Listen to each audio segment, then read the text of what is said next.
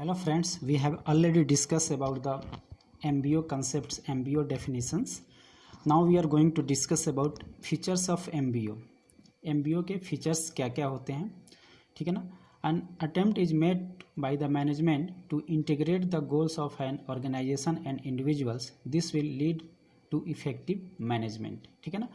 तो जो MBO होता है इफेक्टिव मैनेजमेंट के लिए क्या करता है, इसमें जो इंडिविजुअल्स के गोल हैं और ऑर्गेनाइजेशन के गोल है दोनों में सामंजस्य स्थापित करके चलता है.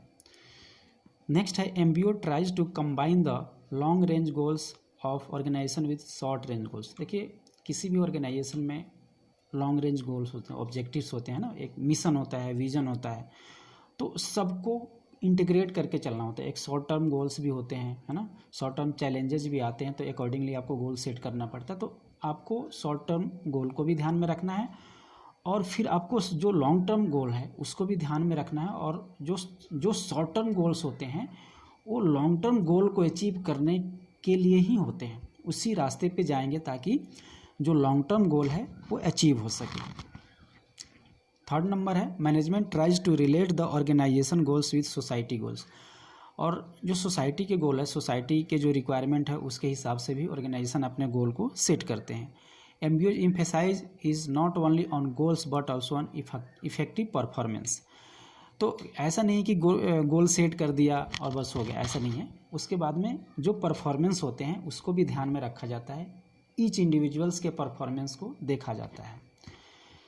फिफ्थ नंबर है it pays constant attention to refining, modifying and improving the goals and changing the approaches to achieve the goals on the basis of experience. ये अपने गोल्स को चेंज भी करता है, मॉडिफाई भी करता है एज पर द रिक्वायरमेंट, क्योंकि जो इन्वायरमेंट होता है वो काफ़ी डायनेमिक होता है, काफ़ी चेंजेबल होता है.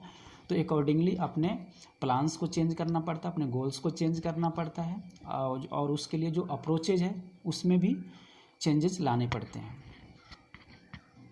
और ये सब कैसे होता है, on the basis of experience. आप जब काम करते हैं तो आपको एक्सपीरियंस हो जाता है और on the basis of that आप उसको करते हैं. नेक्स्ट है it increases the organisational capability of achieving goals at all levels.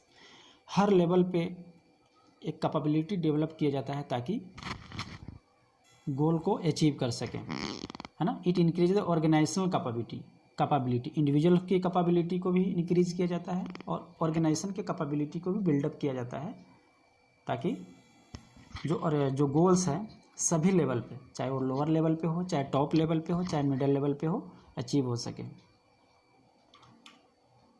Next है a high degree of motivation and satisfaction is available to employees through MBO. MBO में क्या होता है, इसमें सेल्फ मोटिवेशन होता है ना, इसमें सेल्फ कंट्रोल होता है. किसी को इसमें जब सेल्फ मोटिवेशन होता है लोग खुद ब खुद काम करते हैं. और सेटिस्फेक्शन भी होता है, जब आप काम करेंगे तो आपको सेटिस्फेक्शन भी होगा. उसके बाद में recognise the participation of employees in goal setting process. जो गोल सेटिंग प्रोसेस है ट्रेडिशनल ऑर्गेनाइजेशन में क्या होता है कि उसमें टॉप लेवल मैनेजमेंट है वो गोल सेट करता है, लेकिन MBO में क्या होता है कि इसमें सभी एम्प्लॉइज़ का पार्टिसिपेशन होता है और गोल सेटिंग प्रोसेस में सबकी भागीदारी होती है और जिम्मेवारी सेट की जाती है. उसके बाद में aims at replacing the exercise of authority with consultation. इसमें अथॉरिटी का एक्सरसाइज नहीं होता है, इसमें कंसल्टेशन किया जाता है ना. अगर किसी से कोई काम कराना तो उससे कंसल्ट किया जाता है, ये नहीं कि भाई डंडे मार के काम कराया जाता है, ऐसा नहीं होता है. MBO में एक अथॉरिटी को रिप्लेस करके कंसल्टेशन को लाया जाता है. Encourage a climate of trust, goodwill and a will to perform. इसमें ऐसा क्लाइमेट बनाया जाता है, ऐसा इन्वायरमेंट बनाया जाता है कि ट्रस्ट हो, गुडविल हो और परफॉर्म करने का एक इन्वायरमेंट बन सके. तो thanks for watching this video.